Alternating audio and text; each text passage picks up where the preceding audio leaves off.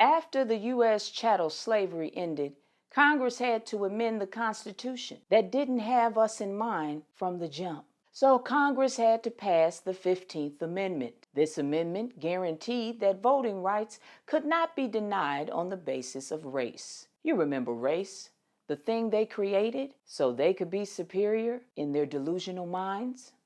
Anyway, not only did black men start voting, they also registered in large numbers, and they held public office, from state legislatures to Congress. White-dominated Southern states quickly found ways to strip away that power through laws and violent intimidation because they just couldn't handle it. Equality, scary for them. Our progress always seemed to anger them, fill them with rage that just could not be contained. This kicked off the era of lynchings, burnings of crosses, and burning down houses, and bombing churches. Black voters, and only black voters, were required to pass impossible literacy tests with questions like, how many bubbles are in a bar of soap? Or they had to recite the Constitution backwards, when most of the Caucasians at the time couldn't even read, let alone tell you what was on the Constitution. White voters were exempt through something called the grandfather clause that said if your grandfather could vote, then so could you. I wonder who that represents. Then they had the audacity to have something else called the good moral character exemption. Literally, the monsters, the savages of the world talking about their good moral character, and that this was the reason that you could vote because you were just so moral. This is what you call gaslighting, before gaslighting was even a term. At the height of this time was the lynchings that were going on for their entertainment purposes. The word picnic comes from this time as well. You see, picnic stood for pick, an N-word. It's amazing how they never get tired of their own hypocrisy. Then they also put poll taxes in place, requiring citizens to pay a fee to vote, which of course disproportionately excluded poor black voters.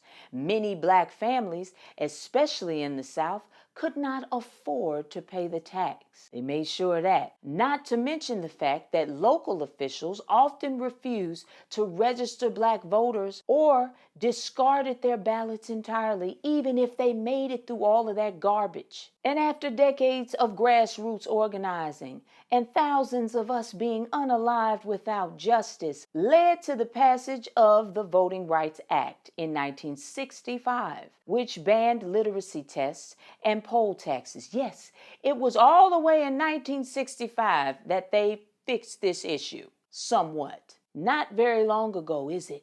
Your parents were born in the 60s, most of y'all. If you're a millennial, your parents were born in the 60s.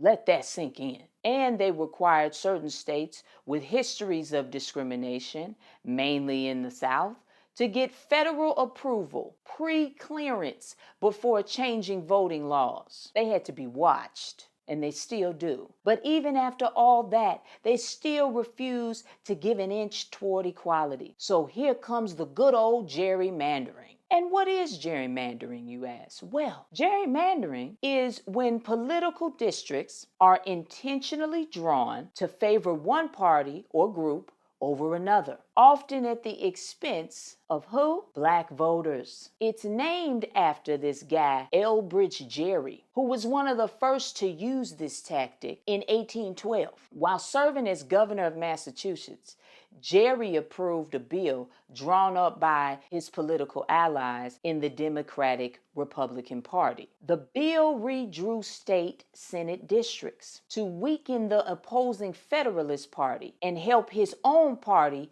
maintain power. One of the new districts was so oddly shaped, it looked like a salamander. A political cartoonist drew it up, combining Gerry, his name, with salamander, coining the term gerrymanderer. So you see, this is a strategy that they used to use against each other. See? Diabolical from the start. So now they use it to strip black communities of their voting power. Way to go, America. Now let me show you how it targets voters. First, by doing something called cracking, splitting black communities into multiple districts so their voting power is diluted. Then, by doing something else called packing, which is concentrating black voters into a single district so they only influence one election, limiting their impact on surrounding districts. In states like North Carolina, Georgia, and Texas, courts have found that black voters were intentionally cracked or packed to reduce their political power, especially after the 2013 Supreme Court ruling in Shelby County v. Holder. This gutted the Voting Rights Act. And on top of gerrymandering that's still going on to this day, we also have to deal with stricter voter ID laws, closure of polling places in black neighborhoods, voter roll purges targeting minority voters, shortening early voting periods, disinformation campaigns targeting black communities. My personal favorites when black folks don't even vote at all because of something they heard on some red pill podcast. Now let's talk about solutions. We need to band together and start filing lawsuits